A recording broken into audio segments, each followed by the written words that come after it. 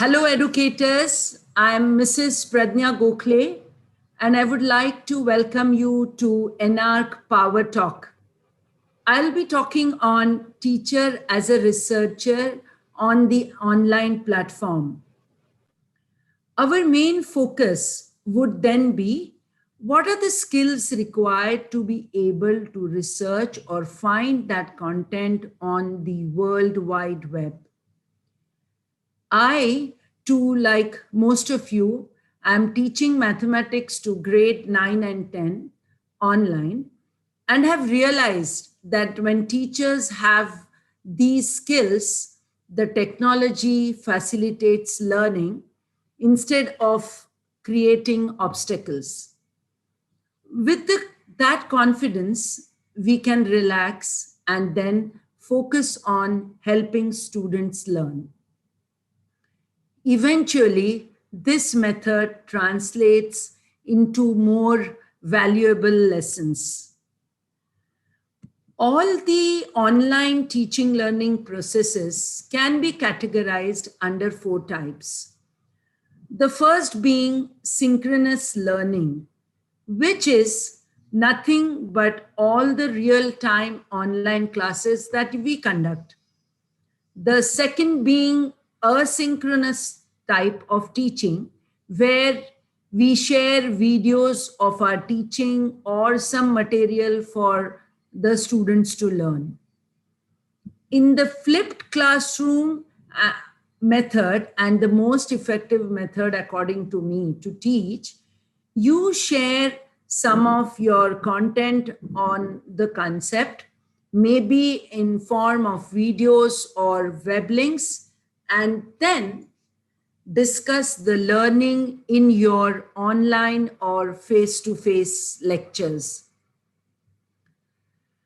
As now the focus of a learner-centric learning is of utmost priority in the new NEP, conceptualizing inquiry-based projects or research-based projects for students makes the learner involved in the process of learning. And within one academic year, we should try and have one inquiry-based approach or research-based methodology. As all these approaches, there comes a necessity to search for the right kind of content which is online. And I'm sure you will all agree that most of us search on the content online, and the World Wide Web is like a huge ocean of knowledge, and it requires specific skills to dive down to find the right pearls of wisdom which are important for our lessons. So, very importantly, the first and foremost task for we like teachers, we need to focus on the learning outcomes of whatever we need to teach in the class. Say, for example, I am introducing integers and I want my learning outcome I have defined as the students will be able to identify the integers on the number line.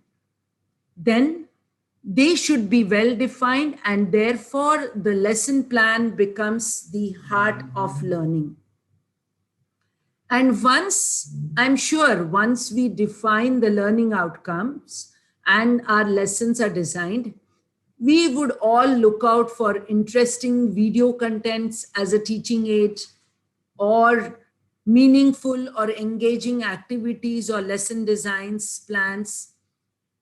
Formative assessments, effective online assessment strategies is yet another matter of concern. And also we are on lookout of how would students showcase their students' work online is another area where most teachers find it difficult to find solutions for. So for all these skills or pearls that we may call it, I have identified 5 skills I would call them research skills for these pearls of wisdom. Not exactly research skills, but the skills required to get all this content. So the first one, searching for videos online on YouTube being the most popular website, that is not very difficult. If one searches with right kind of keywords, there are ample and interesting videos on YouTube.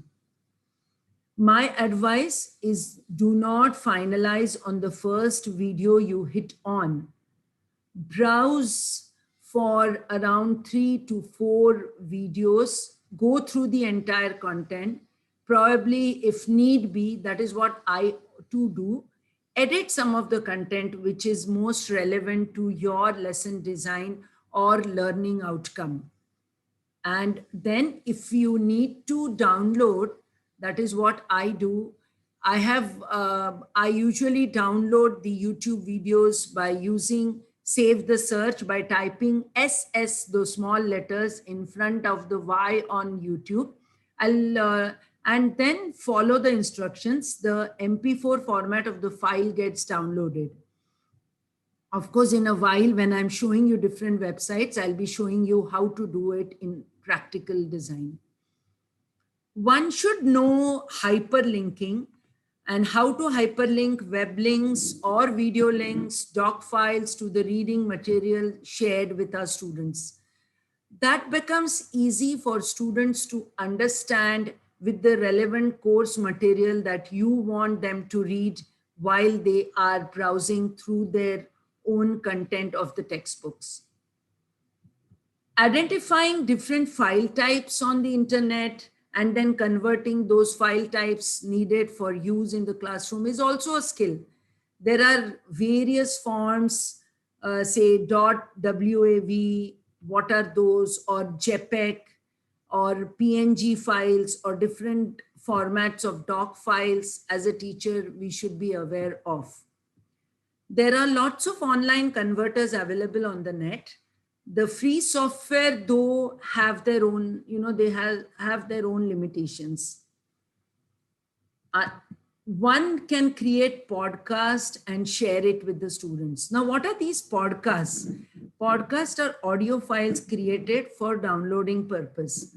The students find it easy to relate with when the teaching is in the teacher's voice. So create videos and podcast and share it with your students. And the last skill, that is of making the homework and students' work on the online mode interesting. There are several websites which I would be sharing in a while, which could be important to you and you could use them in your classroom. Now, though it is a good idea to search for content asking the Google, but we as professionals also should have our own bank of websites. It is a good practice to list and mark the websites as our favorites, which we visit often. I'm going to share my own favorite list with you in some time. So if I'm talking about my favorite list, talking about, say, activities and lesson designs, primaryresources.co.uk has loads of activities, lesson designs, worksheets in store for you. Arvind Gupta, again, a great website for math and science activities. Teaching English, Future Learn, very good by British Council. Already lesson plans are made for intermediate, say, secondary and primary students. Now, as I was talking about using different websites for student showcasing, the Storybird, which I'll be showing. So Storybird is a very good way where students write and use the drawings to showcase their story. Droids is a Pictionary again. And the next two are great resources of British Council for Children. And the Flip Snack is students can make their journals on Flip Snack. This is some of my favorite list. And then I have my favorite list for assessments. The Armored Penguin is a good tool for making crossword puzzles as an assessment. The Kahoot, children love to have quizzes, and the Kahoot quiz, I think some of you must be already using them though. The Kahoot and the Mentimeter are excellent platforms for quizzes. And for downloading YouTube, for videos, as we talked about YouTube, Khan Academy has got excellent videos, and the Teacher Tube also has got videos for every subject. And this is a place where you also can share your own videos if you want them to. So when we are talking about this favorite, allow me, I will share with you some of the tips and tricks of how to do it. So like I was talking about, I hope you're able to see my YouTube link, which I had used once, of how to introduce integers. Say I have liked this video. Now I want to download. So the trick, what I do is, probably you would have some other measures. What I do is, in front of this YY, I just type SS, small s, and I say enter. The moment I say enter, just follow those instructions and you will be able to see MP4 format file which is there over this. And when you click it, you will be able to download the file that you want. This is one way of downloading. Then having talked about, and now suppose you like any website, this star mark over here, this allows you to mark it as your favorite. So bookmark this tab so that next time you need not remember this link per se. Now I was talking about primary resources. This is, of course, if you can see on the left, there are all these subjects which are listed. You can browse through any. These are miscellaneous sources. These are planning, assessment, worksheets, activity generators. So whole lots of things in store for you for your activity designs. Talking about how to engage students' work. Now this is a picture book. Students can select their artwork to start drawing. If you can see, popular students have been adding.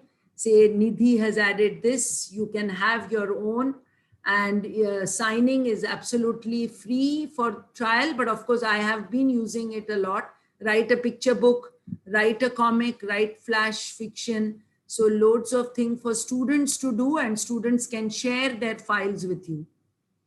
Talking about videos, this is a good website. As I told you, Teacher Tube. If you can see, there are various subjects which you can browse and explore for yourself. So talking of what is in store for teachers, there's a lot in store, provided you use the right kind of tools and right kind of material for yourself. We require a lot of special skills to maneuver the internet.